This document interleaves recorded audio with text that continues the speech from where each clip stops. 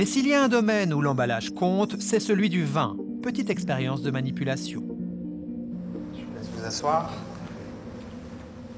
Bienvenue à l'école hôtelière de Genève.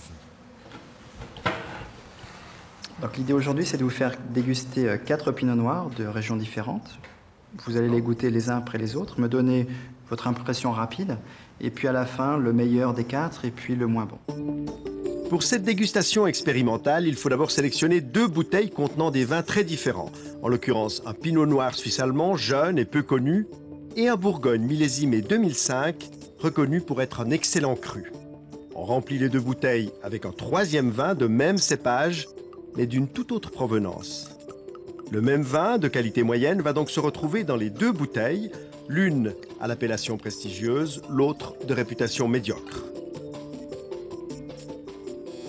Et pour brouiller les pistes, on ajoute 2 autres bouteilles, dont le contenu, cette fois, correspond à l'étiquette.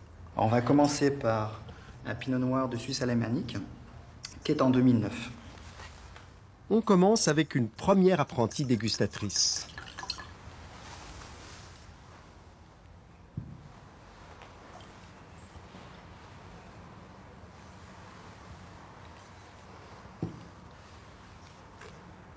Il est bien de Suisse alémanique, on sent. Vous sentez là? Qui rappelle les terroirs de là-bas. Bon, bah c'est déjà bien parti. Suivante. Moi, je dirais qu'il est très léger. Très léger comme Oui. pinot noir. Il a pas beaucoup de tanin. Il y a une petite acidité qui me gêne un peu. Acidité. Premier goût, hein. Un peu sur le retour. Très bien, on vous fait grâce des appréciations sur le 2e vin qui nous intéresse moins et on passe à la 3e bouteille. Donc le 3e va être un Gevrey-Chambertin, un premier cru en Bourgogne, 2005. Ce grand Bourgogne qui, rappelez-vous, est exactement le même vin que celui de la première dégustation.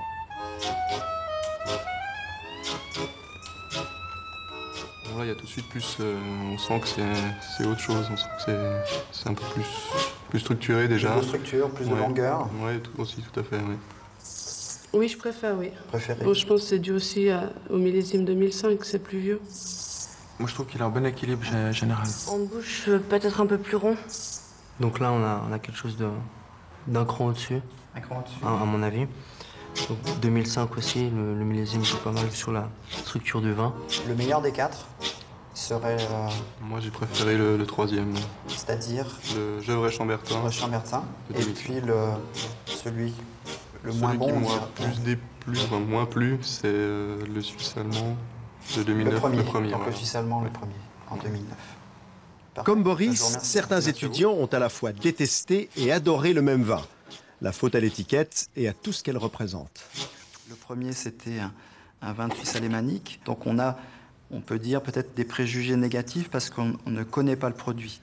À l'opposé, le Gevrey-Chambertin, c'est un des vins les plus connus au monde, qu'on soit expérimenté ou pas, et on va se laisser influencer. Donc on va mettre dès le départ la barre un petit peu plus haut avec cette étiquette.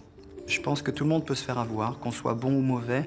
Et en l'occurrence ici, vous aviez d'excellents étudiants, mais que ce soit ces étudiants-là ou d'autres personnes, on peut très bien se faire avoir avec cette présentation, cette mise en scène des étiquettes.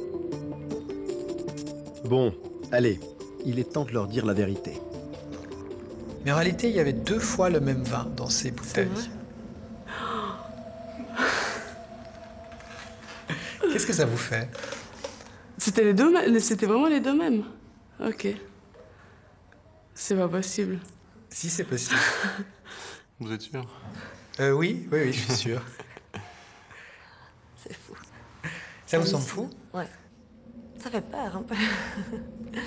Le manque d'objectivité par rapport à ça c'est étonnant. Vous, Boris, vous êtes plutôt du genre influençable dans la vie? Bah, j'ai envie de dire non, mais après ce qui s'est passé à la dégustation, bah, finalement, je pense que je suis un peu comme tout le monde. Je me laisse facilement influencer, surtout au niveau visuel, par les choses. J'essaye de garder un peu d'authenticité dans mes choix, mais c'est pas toujours facile. Et même après avoir découvert la supercherie, nos spécimens ont encore de la peine à croire qu'ils ont dégusté 2 fois le même vin. Pour eux, il y avait réellement une différence de goût. Et ça me surprend parce qu'il y avait quand même une différence pour moi entre le premier, donc le pinot noir. Le Hallower suisse-allemand. Exactement, et le chambertin pour moi était vraiment différent. C'est vrai que j'ai pas l'impression qu'ils avaient vraiment le même goût et le même nez. Donc, ça perturbe un peu. Ce phénomène de goût altéré, Ilke Plasman le connaît bien. En 2008, cette chercheuse allemande a procédé à une expérience similaire à la nôtre. Sauf qu'elle, elle a testé l'influence non pas de l'étiquette, mais du prix sur l'appréciation d'un vin. Dans son laboratoire de neurosciences, elle a fait goûter le même cru, affiché à des prix différents, à plusieurs spécimens qui ont siroté à l'aide d'un petit tuyau leur verre de rouge dans un scanner.